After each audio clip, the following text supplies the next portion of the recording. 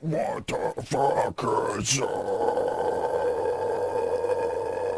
ladies and gentlemen, and everything in between?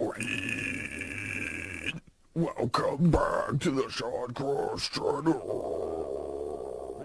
It is currently 11:57 a.m. on the 15th of September, with the most recent chapter's upload doing as well as it did, and the urgency in wanting to go ahead and provide some type of musical profile regarding what has been 2017 to now 2023. That's 6 years worth of videos. That is 6 different chapters uploads, with chapter 23 being the very first. No, that's not true. Chapter 22, Trials and Error, being the first video we ended up uploading to that playlist. It's always fun to see other content creators decide which albums they recall and love, enjoy the most from the entirety of the year. And of course, throughout the next 2 months or so after this one, chapter 17 and chapter 18, of course, we will also be attending to chapter 23. So keep an eye out for that. Today's upload is going to be for 2021. 2021 being the year after 2020 was an interesting year because after living where I was, being out in a considerably isolated and desolate, a brand new town in the desert, it almost had that Town of Dirt from Rango vibe. Things were building up, but at the same time, compared to the other cities in the major Phoenix Valley area or Valley of the Sun area here in Arizona, it was nice to go ahead and bring myself closer to everybody else in the main area.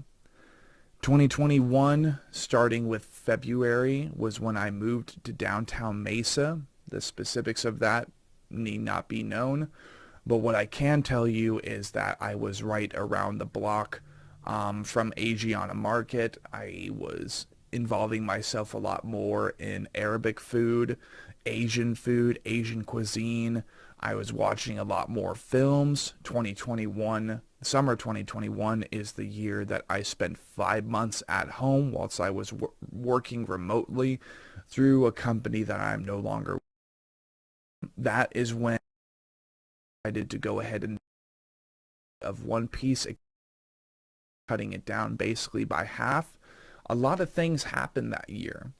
A lot of things for a lot of great bands happened that year. And therefore, that is why this chapter will be called A Sense of Freedom, either that or Breakthrough, just because there were so many bands in the scene that ended up releasing albums that year that I think really helped them climb into greater heights in the underground counterculture music scene. So, if you would be so kind before we get into the video, consider subscribing to the CrossCore Patreon. This is $3 a month to support what will be 5 different channels of all the channels.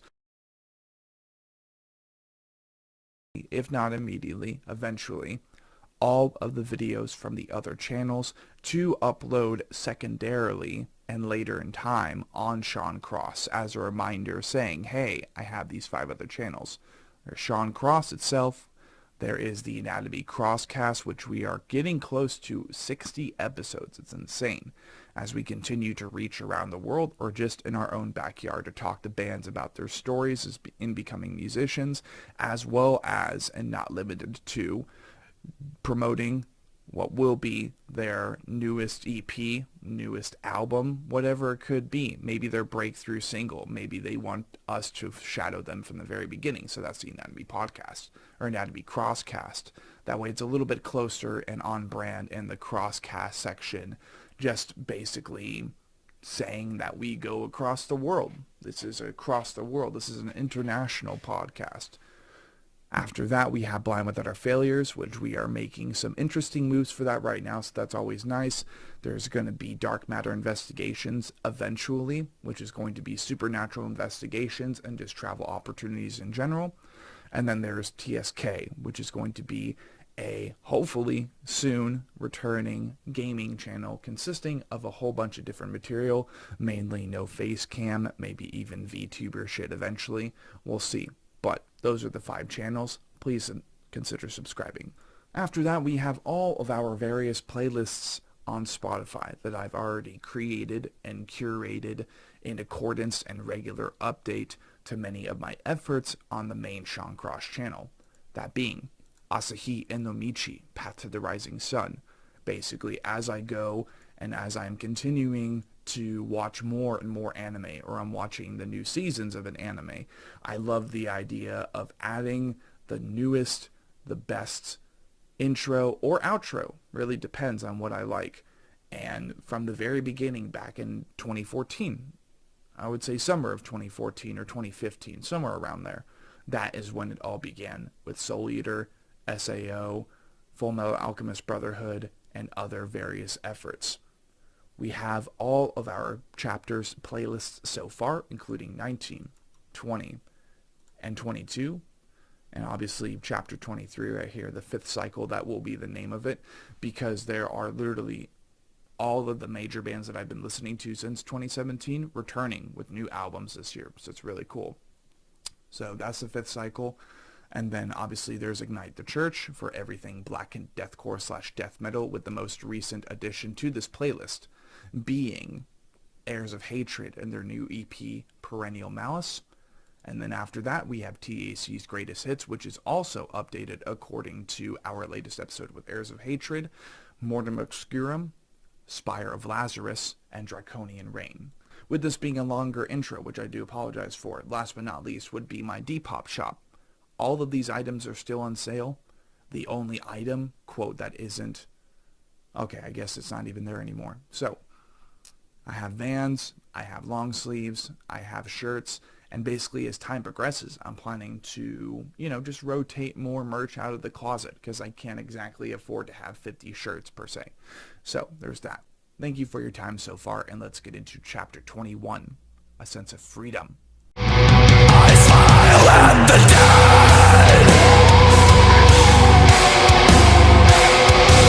dead. So, for chapter 21, A Sense of Freedom / Breakthrough, which most likely it'll just be A Sense of Freedom, we have 10 albums that we managed to confine into the playlist, but we also have 4 honorary mentions. So, let's get into number 10. Number 10 would be While She Sleeps, Sleeps Society.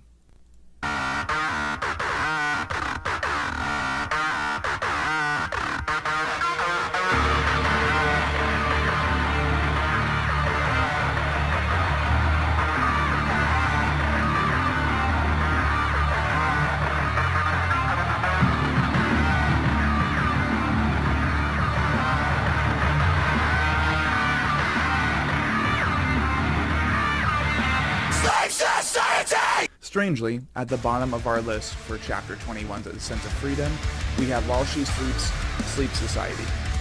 This was a revolutionary album, I think, for the metalcore scene as well as for While She Sleeps, as Sleeps Society as a Patreon was the first truly successful band-based Patreon on the market. Sleep Society has provided many people in the Sleep Society itself an opportunity to talk with the musicians and to kind of dig in behind the scenes on their various creative mediums that end up catering best to their expertises and basically their niches behind the scenes with this band. Sean of While She Sleeps, he was doing a mental health awareness series for a little bit on anxiety and just depression and shit, because this is something that everybody goes through. So he was doing that. Matt of While She Sleeps was doing graphic art design. Laz Taylor, he is doing vocal recordings and vocal lessons, as well as I think the work that he's done with Melissa Cross. They all do really, really cool stuff inside the band, and they also offer just intuition on those creative mediums. And I don't think there is another Patreon right now, even to this day, that is as successful as Sleep Society is. And for that, the hype behind the title track for this album became so much more intense. And then last year they ended up releasing a deluxe version of the album, Sleep Society.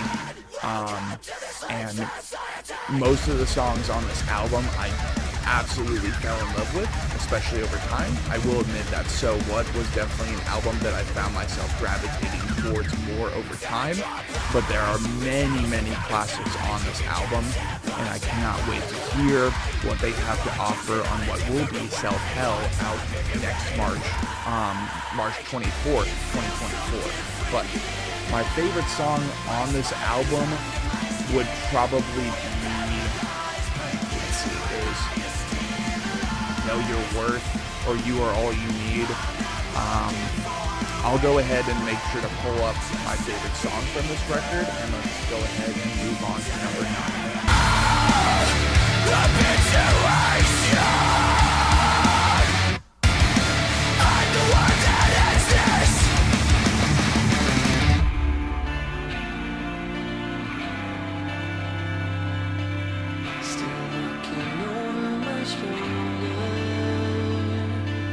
Don't give up when you're close to the edge.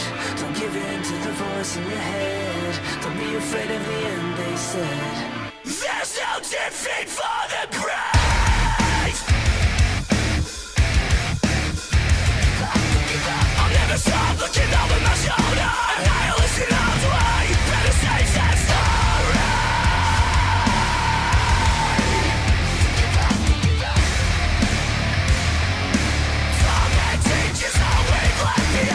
At number 9, we have Brand of Sacrifice, Lifeblood.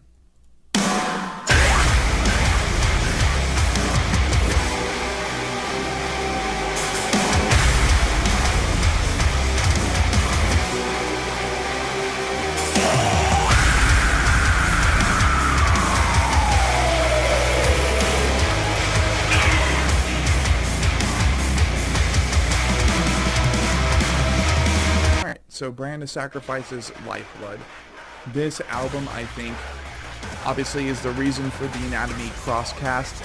It is the reason that I plan to write what is going to be a 2 or 3 album project inside of Blind Without Our Failures on the side. Like basically secondarily, alongside all of our planned EPs and albums that we want to write for that band, whether it be Down albums, Slam albums, Black Day Deathcore albums, whatever you can imagine, we plan to do it.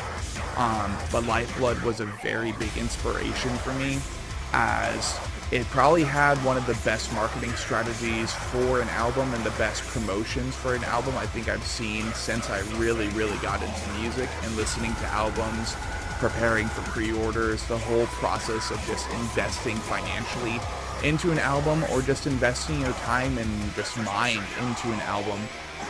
Not only that, but Lifeblood, I think, had some of the best, like the best number of features on it, including Tyler Shelton.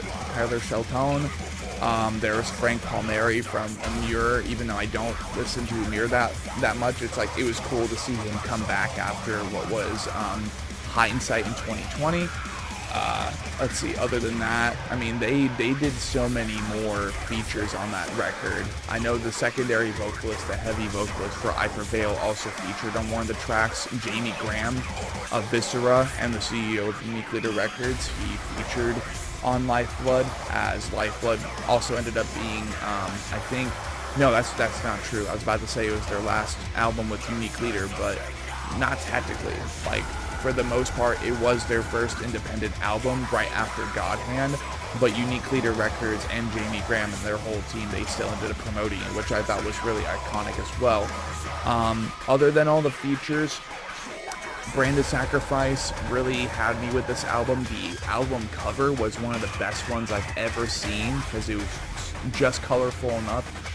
It just had just enough details, and especially after watching Berserk in 2021 and really understanding where their inspiration comes from, that made the album so much better, because you see all the narrative connections throughout the album.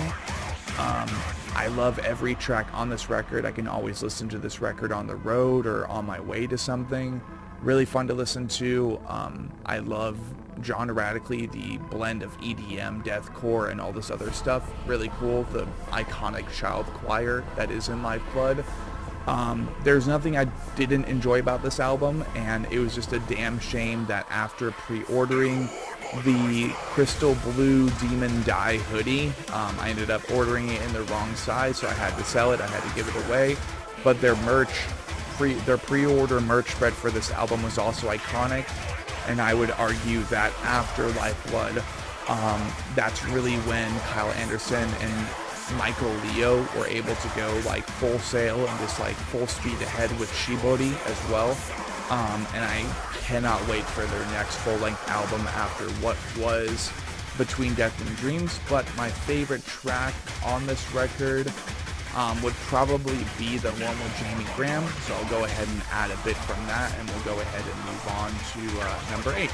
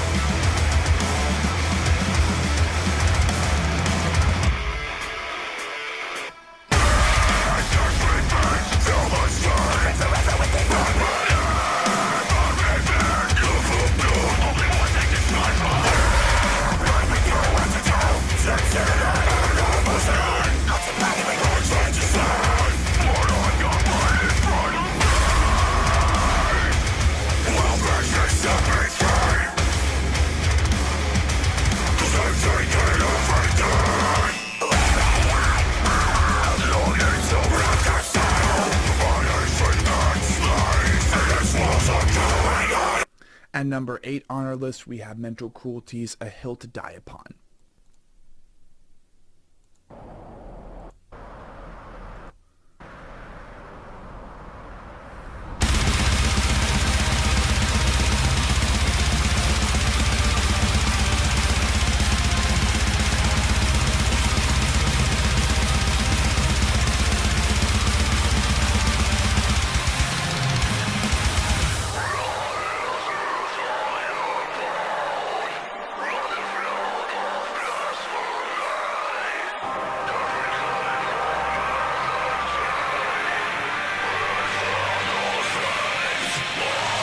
Mental Cruelty's A Hill to Die Upon brought a new era for Mental Cruelty, a German deathcore band, but also mainly originally known to be a slam band that happened to sign to Unique Leader Records with their first album Purgatorium, and is most recently signed to Century Media Records. Their new album Zweilicht is available to stream. That's also a really good record.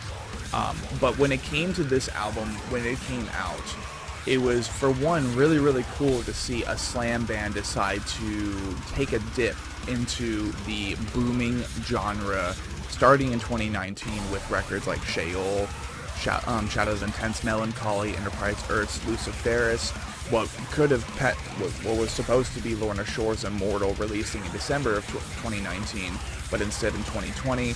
With those 4 albums in mind, there was just a boom in the genre, and obviously 2021 is the year of another really, really iconic EP that skyrocketed another band. A Hill to Die Upon, though, I think was a great album from front to back. I can always listen to this album, and the year that it came out, during those first couple months that it did release, I have very profound memories of just deciding to go to the Carl's Jr. that was very close to where I live to get a breakfast burger. I don't know why, it just felt right. Shirts and Things was right down the street from us as well, so I went there a lot.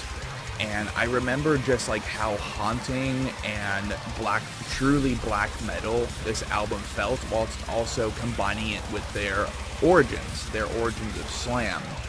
And of course, there was the process of them trying to acquire a new vocalist for the band, in which they ended up choosing Lucas Nikolai, really, really good vocalist, and I hope to meet him in person one day.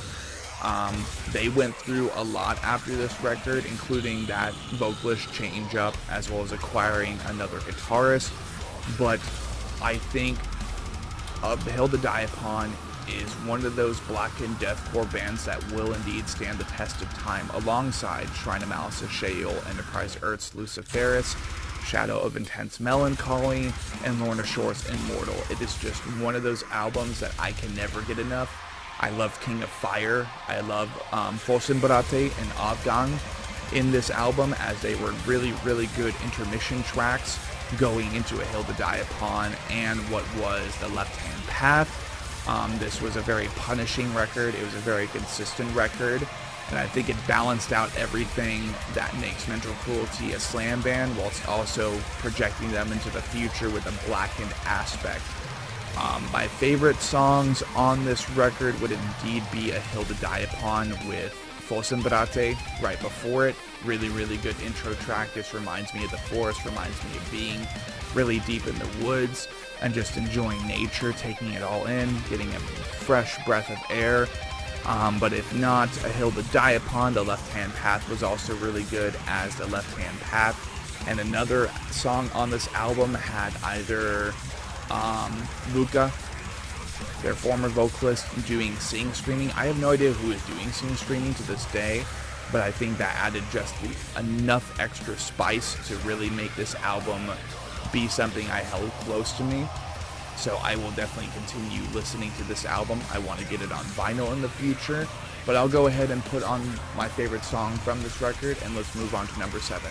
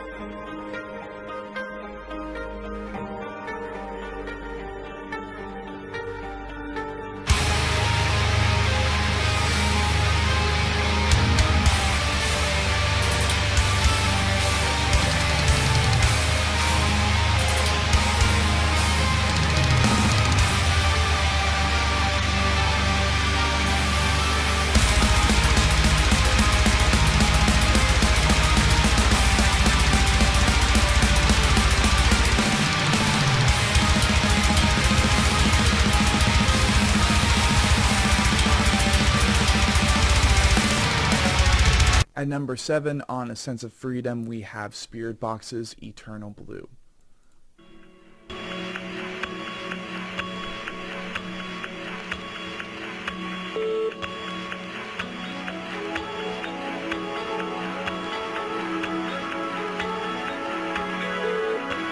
It's not that you open my heart, folding like a reptile, colder in the light. It's not that the agony starts to pull me like a riptide, pulsing in time. It's one by one, cut the circulation as it does settles for you.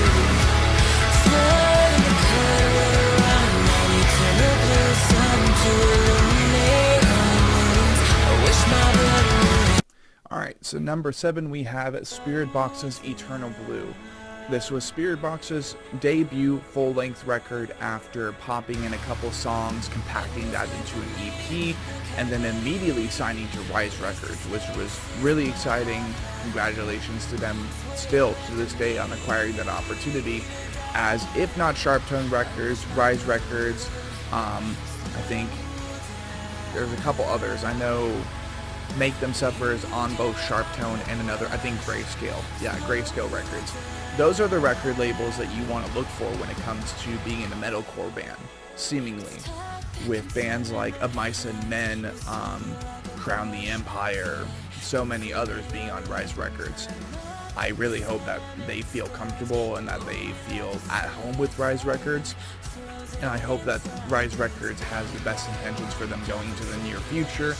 I hope that they look out for their best opportunities at success, all that fun stuff. But that's besides the point. Eternal Blue was a magnificent album. I remember being intimidated by the considerably simplistic typography, calligraphy that Spearbox utilizes for their logo, as well as the name for this record. You know, the album title font, right? But there are so many songs on this record, including Yellow Jacket featuring Sam Carter, that just said to me, yeah, this needs to be on the list.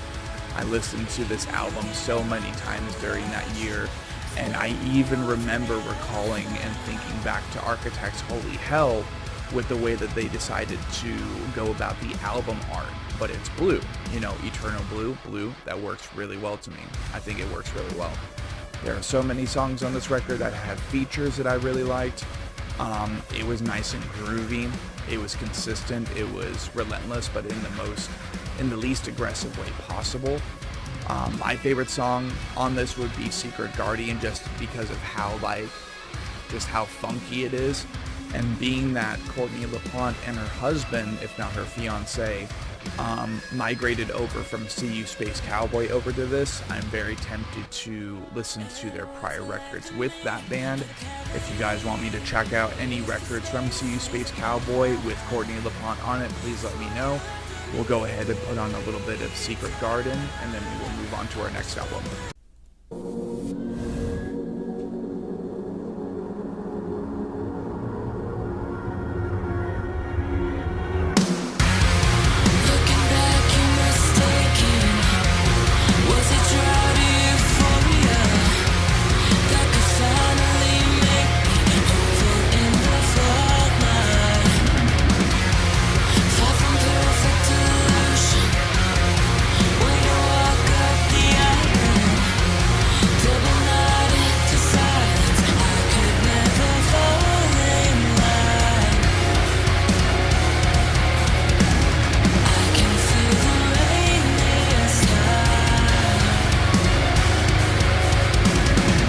At number 6, we have Architects, For Those That Wish to Exist.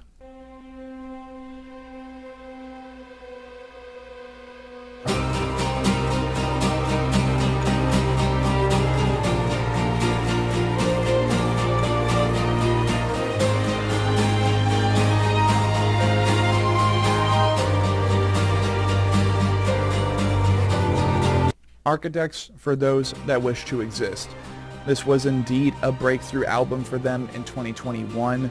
Amazon promoted it at the utmost that they could. It ended up charting at number 1 as far as rock and metal albums for at least the first week, if not the first 2 weeks of its release.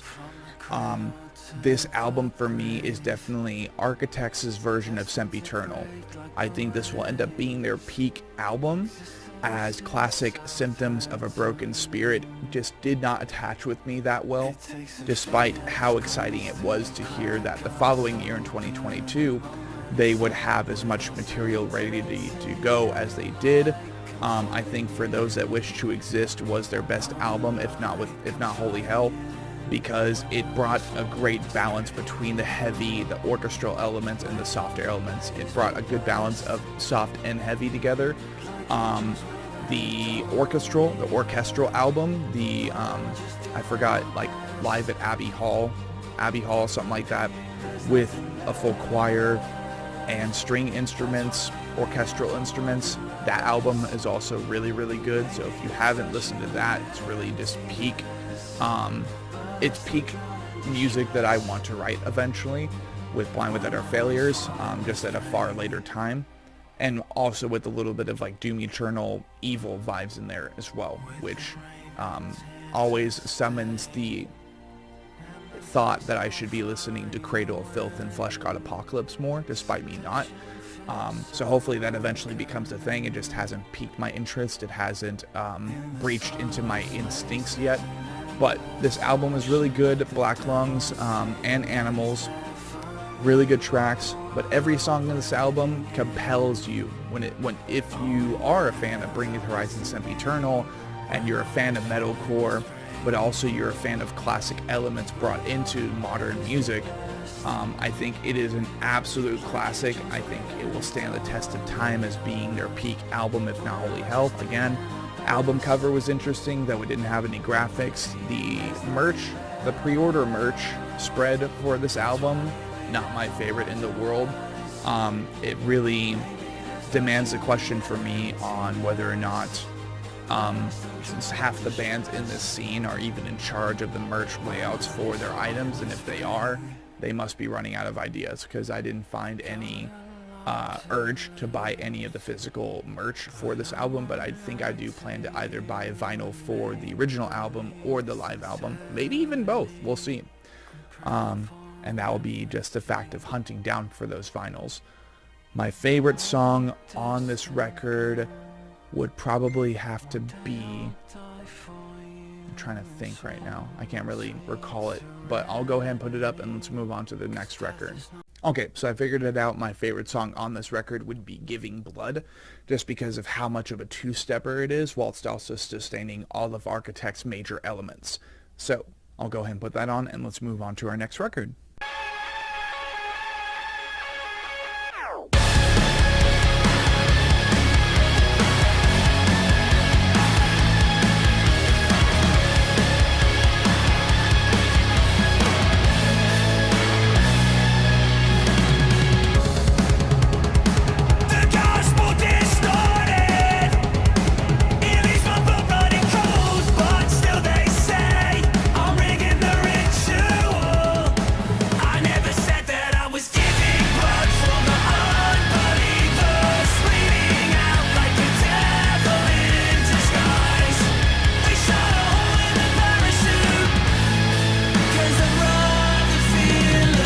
The next album on our list would be Vulvodynia, Praenudius Infinity.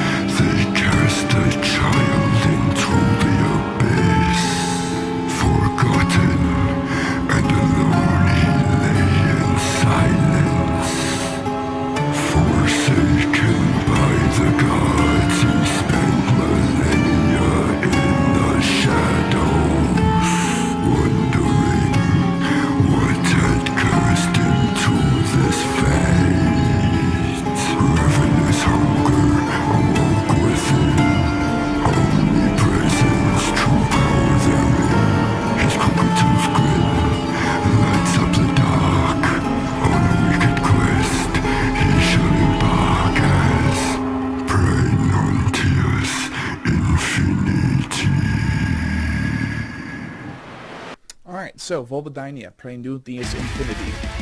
This would be their first full-length through Unique Leader Records, as they embark onto a new path with Unique Leader Records. And even to this day, with them recently acquiring Cranium, though I don't personally listen to them, I recognize how big that is.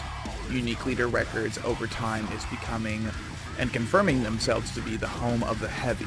But Praenudius Infinity specifically, despite Duncan Bentley and his departure from the band, him kind of soiling his reputation as someone who is a very violent drunk and very violent individual in general, and that's all that needs to be said.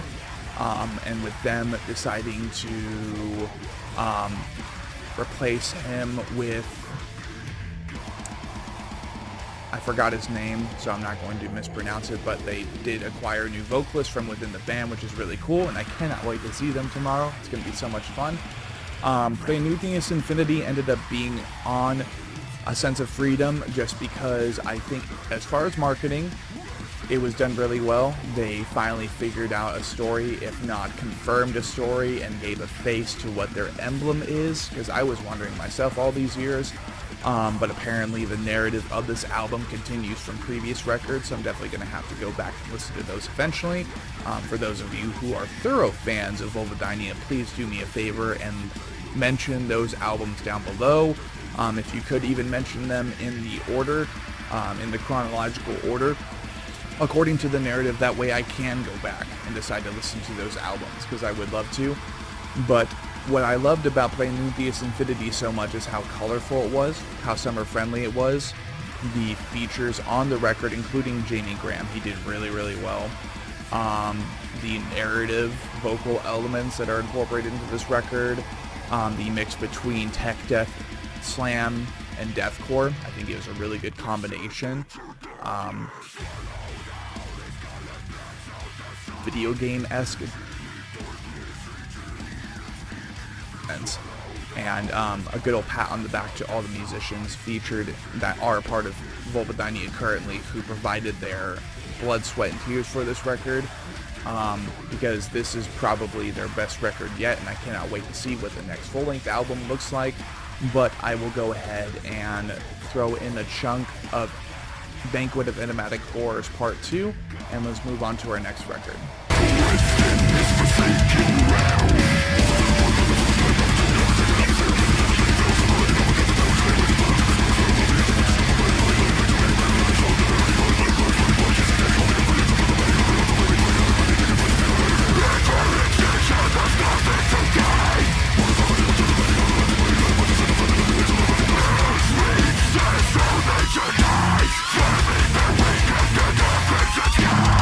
Next on A Sense of Freedom would be Silent Planet's Iridescent.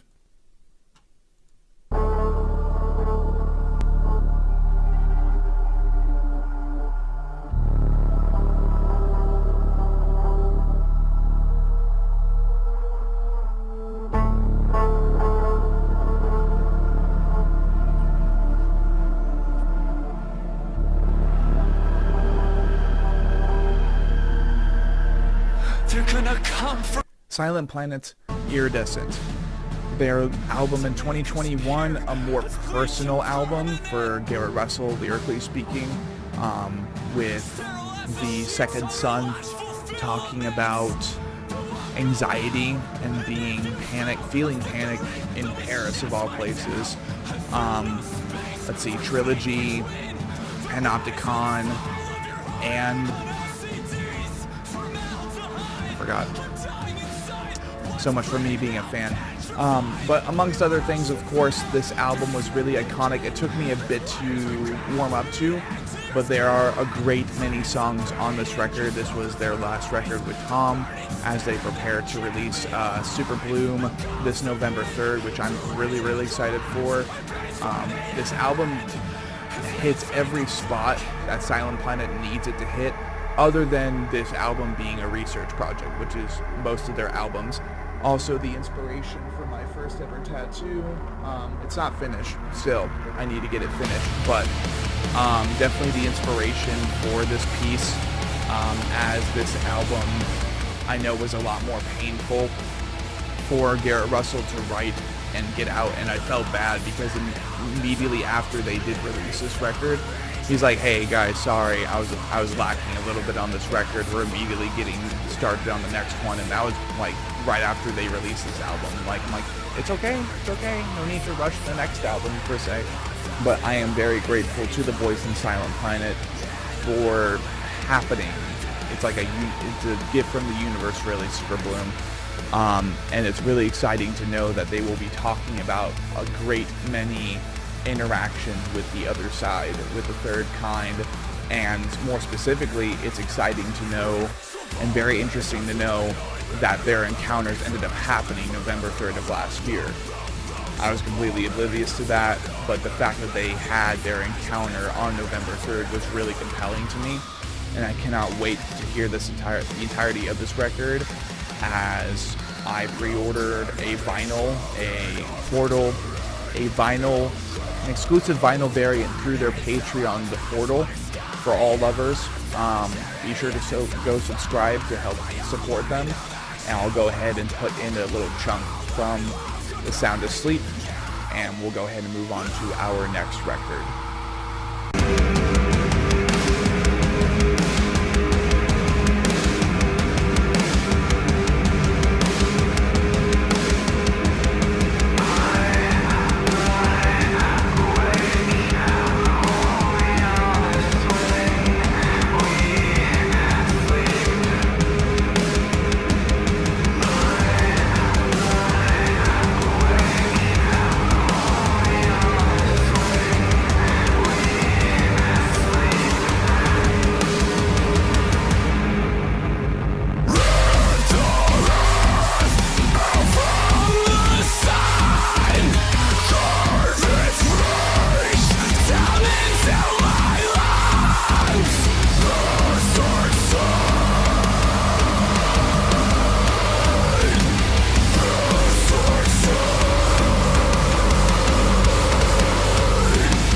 At number 2, we have Warm Shepherds, In the Wake of Soul.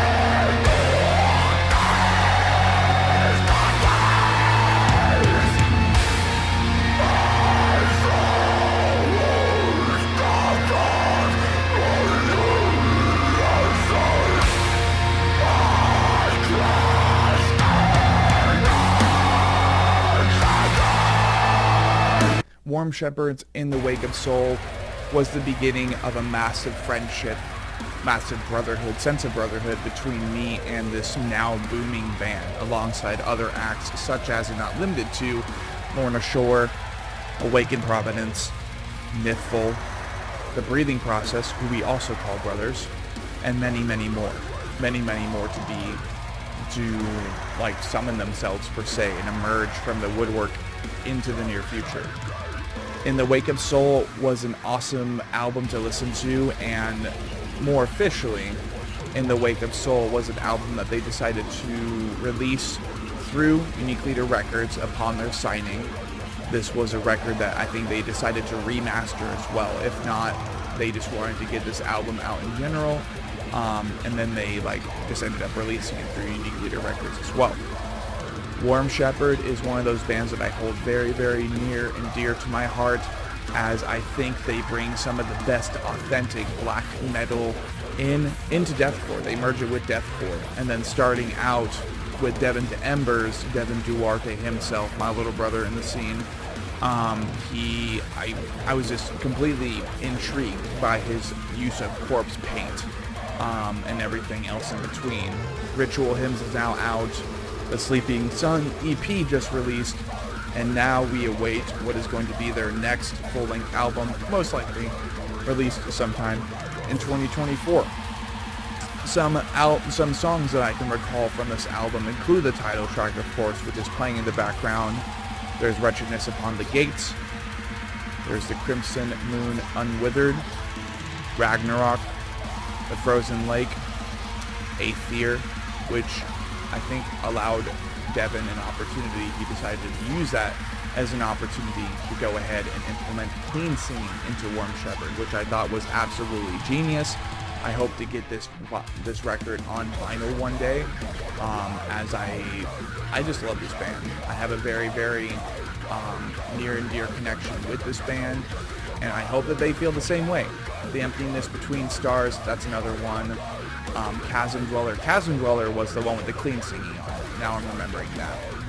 But with this album being a collection of various suicide notes and similar material to go off of, I just love this album. Love Worm Shepherd. Will always love Worm Shepherd. And I'll go ahead and insert Chasm Dweller, and let's move on to our honorary mentions.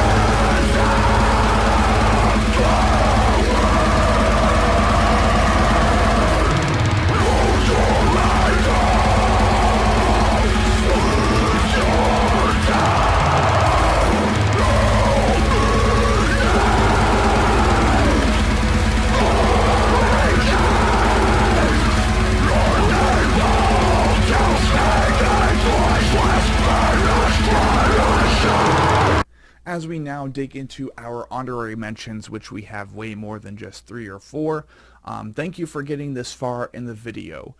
Be sure to stay updated as far as Sean Cross by liking, commenting, subscribing, suggesting a band. Maybe you are a band and want to get in touch with me regarding my podcast. Please do. My availability will be considerably suffocated for some time as my new job, it's 15 minutes away from here. I'm trying to get back on my feet financially, so I'll be working a lot of hours. But the important thing to realize, the important thing to remember is that I will indeed make time where I see fit for bands to get them on the podcast, promote their newest material, and everything possible you can imagine regarding really, really good marketing and promotion with the resources that I do have. Also, for those who are waiting on updates for Blind Without Our Failures, we are making some moves. We have most likely acquired a new frontman, as I will be navigating to backup vocals and bass. And my younger sister is still in the band. She will be doing clean female vocals as well as rhythm guitar, and now we just need to acquire a drummer and a lead guitarist. But thank you for your time so far, once again. And let's get into the honorary mentions. For one of many honorary mentions, I wanted to include Slaughter to Prevail's Colstalum.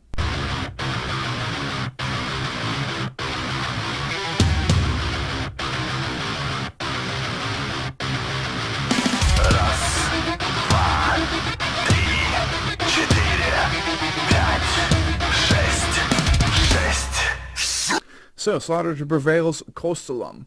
This is an honorary mention on the Sense of Freedom playlist just because this was really the album that got me into Slaughter to Prevail. Their previous albums were pretty good, but I did appreciate the iconic singles that came off of this record, including and not limited to Demolisher, Agony, and others.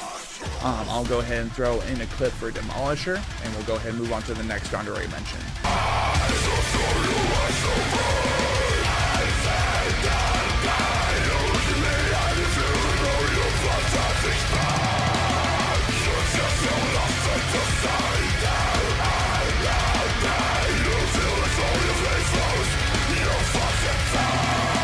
Another honorary mention would be Movements and their 2021 record, No Good Left to Give.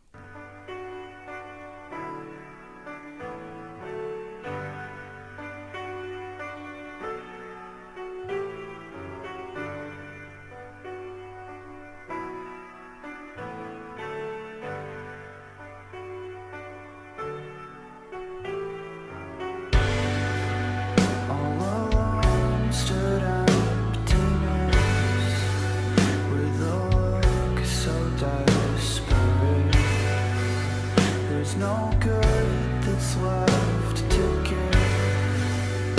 Love took the last. Movements, No Good Left to Give came 4 years after what would be One of the only records really that I consider iconic and that I can constantly listen to again and again in the pop punk genre. There are very few bands that can do this for me. Movements is definitely one of my balancing bands per se in my wide variety of different subgenres. Movements, Bassline, maybe American Baseball, and one song by Knucklepuck. Like, that's all I need really. Just because I don't think I plan to write any pop punk in the near future, but it's definitely been a thought.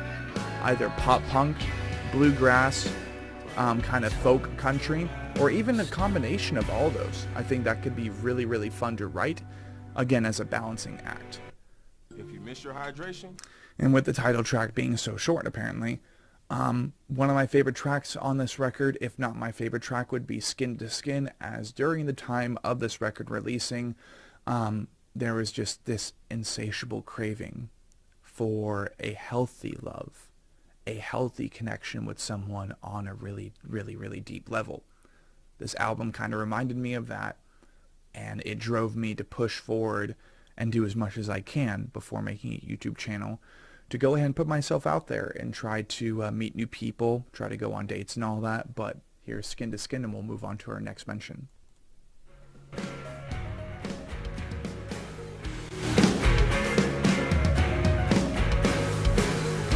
It's just something in the way you move.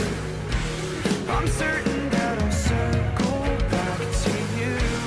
I wonder if you do it too. 'Cause I'm caught in you so often I forget who's who. You're on my mind. Am I out of line? Lend me your clothes. I'll lend you mine. Could you take me in? I wanna be inside. I'm buzzing at the thought of being you and I. Tangle me into your legs. The mystery is killing me. Spill your secrets to me, skin to skin. Sit back and I'll paint your portrait. The softest of lines. The rest is so unimportant. Right now you're mine. Right now you're mine.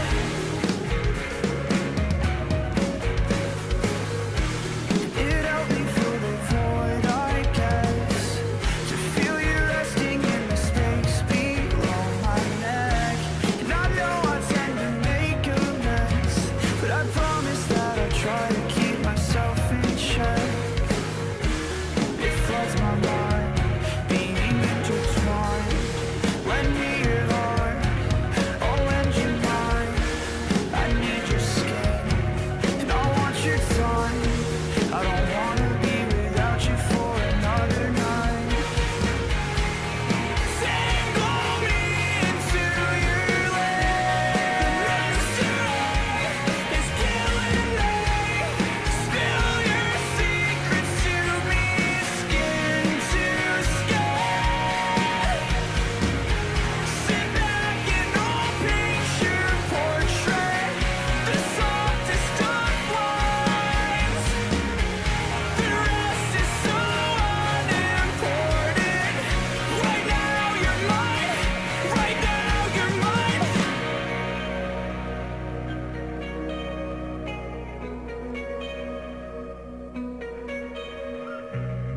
I know that you're so preoccupied. I shouldn't even try.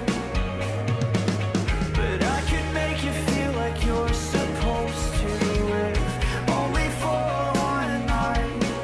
Instead of chasing doubts, we could fake some love and make pretend for a while. I know that you're so preoccupied, but maybe for one night you could. Another honorary mention for Chapter 21, A Sense of Freedom, which will also definitely be included into the albums into the playlist would be Beartooth's Below.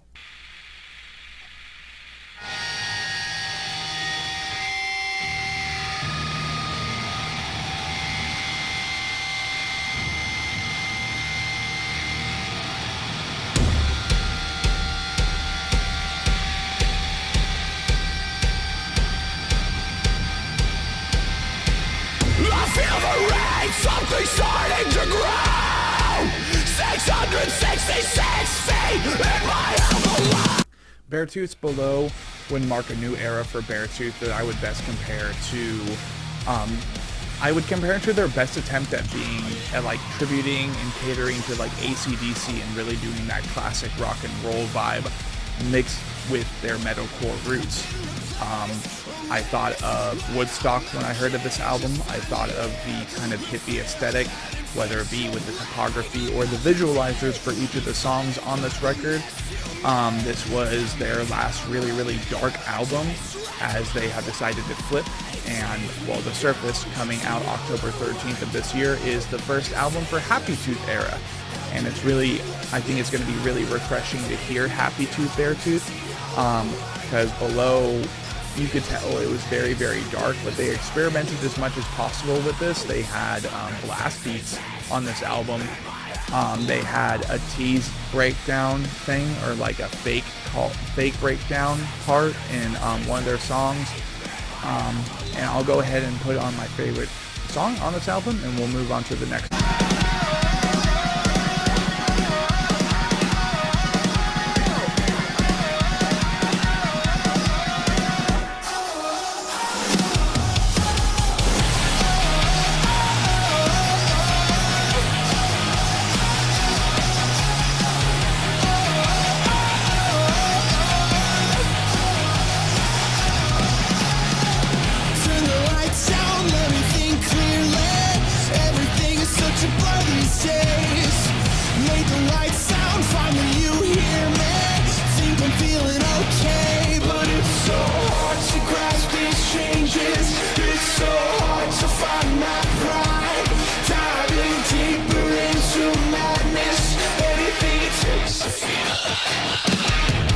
Well, we can't go back. We don't know where to begin.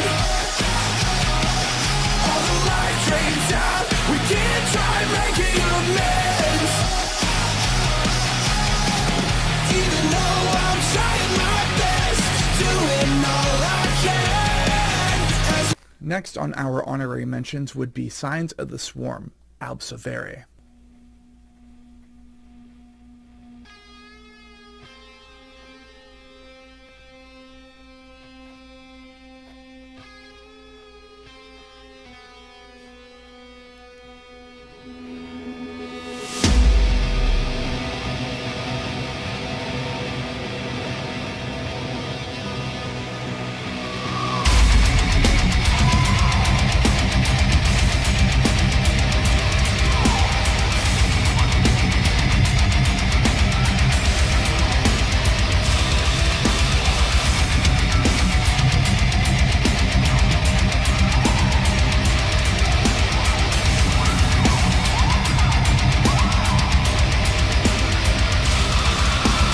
Signs of the Swarm, Albsavere, would be their final effort with Unique Leader Records as they make their move over to Century Media Records earlier this year, releasing Amongst the Low and Empty.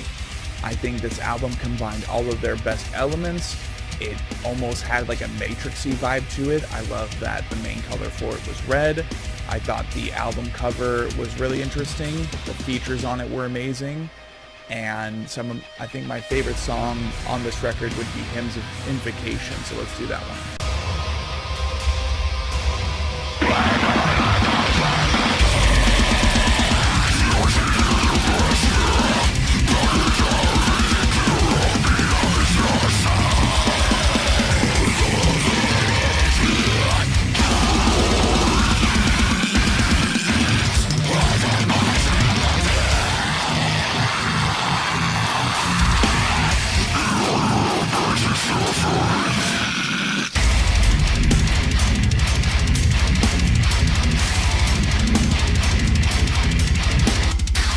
Next on our honorary mentions would be Ginger and their 2021 record, Wallflowers.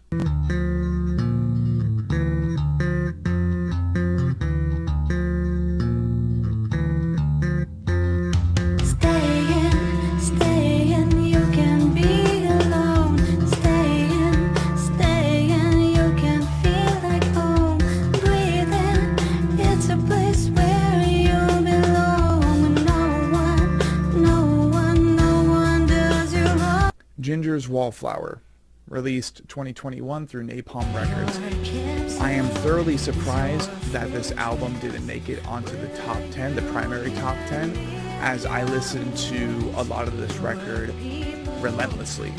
Such a good record. The final record, Until Further Notice, from Ginger as well. They are from Ukraine, and they decided to return to Ukraine instead of touring with Slipknot, which I think is a very admirable move, as they just wanted to ensure the security and the safety of their loved ones, families, and anybody else who might need help over in Ukraine. Wallflower itself, I think Retrospection, unless that's on, yeah, that's on Macro. On this record, Wallflower, Vortex, those are the only songs I can really recollect at this moment. But as far as my favorite song on this record, I'll go ahead and look up Wallflower real quick, because I cannot get enough of Ginger and I cannot wait for their next album. Let's see. Disclosure, that was a really good one. Let's see. Net Mediator, that was a really good one. Pearls and Swine, Colossus, Call Me a Symbol, and Vortex. Yeah, there are plenty of songs on this record. So it really begs the question of how this didn't end up on my top 10, or top 11 for that matter, of 2021. But I love this album. I'll go ahead and put on a bit from Disclosure, and we will go ahead and move on to the final honorary mention before our number one.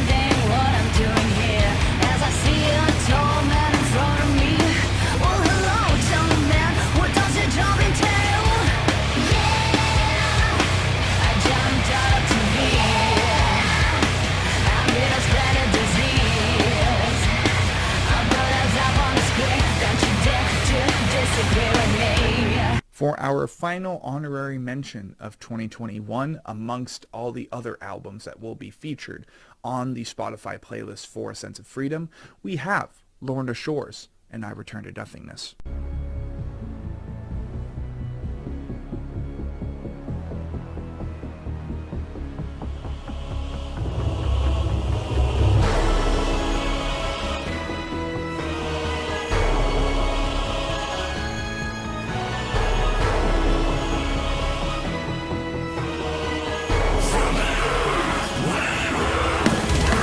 What would be an appetizer before we received Pain Remains in 2022? And I Return to Nothingness was a great way to introduce Will Ramos as the new vocalist of Lorna Shore. It's only 3 tracks, and I have every intention to cover Of the Abyss sometime in the near future. It was a very satisfying 3-piece EP, and it had me so incredibly excited for what would be Pain Remains. Now, the content on this EP, I would say, inhibited and kind of brought back a lot of the major elements from Immortal that really skyrocketed Lorna Shore into the proper placement under the wing of Century Media Records. A part of me is hoping that whenever they do plan to release their next album, I do hope that they plan to incorporate a lot of what Immortal and an I Return to Nothingness offered. If anything, kind of try to lean more into the blackened aspect, the black metal aspect that Immortal and I Return to Nothingness offered. Other than that, I love this EP, and of course it has to be mentioned as it was literally the Super Bowl anthem-friendly deathcore band that helped them get all the hype and backing that they needed for what would be 2 major headlining tours that had sold out, I'm pretty sure. At least the first one did, and if not, they also did smaller shows on the side of that major headlining tour, which I also have nothing but respect for. I think that they are the best that they have ever been with their lineup, now having a bassist, and I'm excited for their future. But I'll go ahead and play Of the Abyss, and let's move on to our number 1.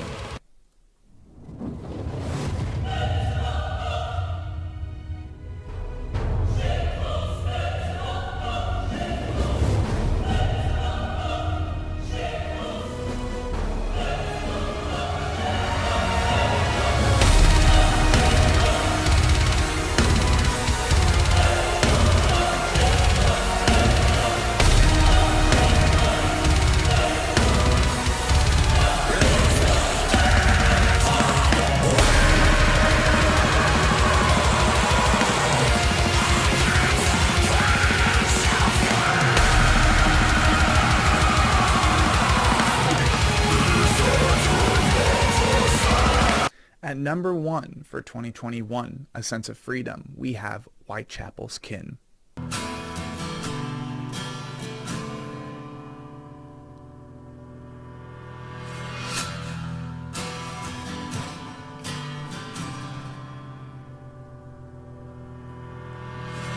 Remember when we used to be inseparable, and the late nights sitting by the fire.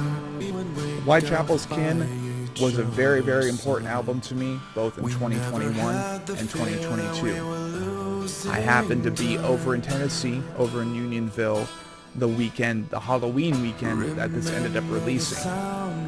It was very, very rewarding. It was nice. It was comforting. And I think Kin and the Valley are a really, really good representation of Tennessee musically as well, despite it being Music City and prominently being folk and country. When I think of Tennessee, I think of Whitechapel, and I think of Orthodox. I don't care what people have to say about this album. I think all the acoustic, clean elements in this record were some of the best of the record. You have songs like Lost Boy, you have songs like Kin, Anti-Cure, which is about wanting to commit suicide and being compelled by your inner thoughts to do so.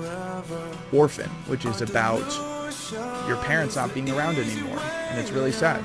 A Blood-Soaked Symphony, which is about wanting to bring them back, but understanding that that's not possible, and that you have to deal with what you have. Without you, without us.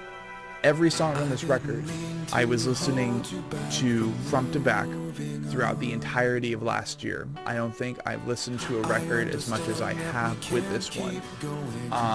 And for that, I love this record. I've heard that their 9th studio album is going to be a lot heavier than this one. And for what it counts, it kind of makes me sad because I understand that they are an iconic MySpace era deathcore band. Standing amongst Suicide Silence, Carnifex, Chelsea Grin, and others. But I really did enjoy what was the Valley and Kin. I just hope that their next record, it has a little bit of Kin and the Valley in it with those more authentic, raw, soft, or even exhausted moments. It can either be seen as soft or it can be seen as exhausted, so you're trying to wind down, you're trying to calm down. Anti-Cure, I Will Find You, those are the main songs on the record when it comes to, this is what Tennessee sounds like. And I have every intention to attend their annual Christmas show this December, but I'll go ahead and put on I Will Find You, and thank you guys for listening.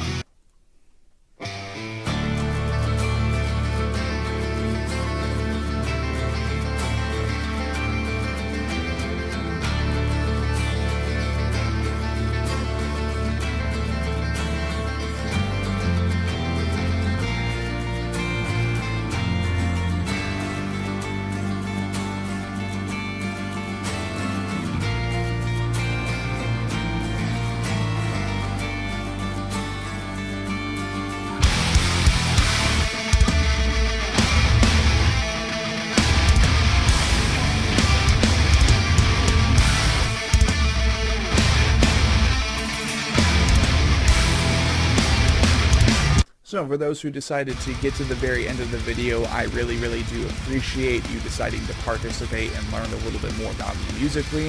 I have no idea what chapters upload per se will be uploading next, but I have every intention on tackling both year chapter 17 and 18, and then closer to the end of this year we'll be doing chapter 23, because as of right now, let's see, we are looking at 14 albums and then 3 honorary mentions. There's a lot of great music that's released this year, and that's why it's going to be called the 5th cycle. But just like the Great Turtle Music Machine, let's keep ranking.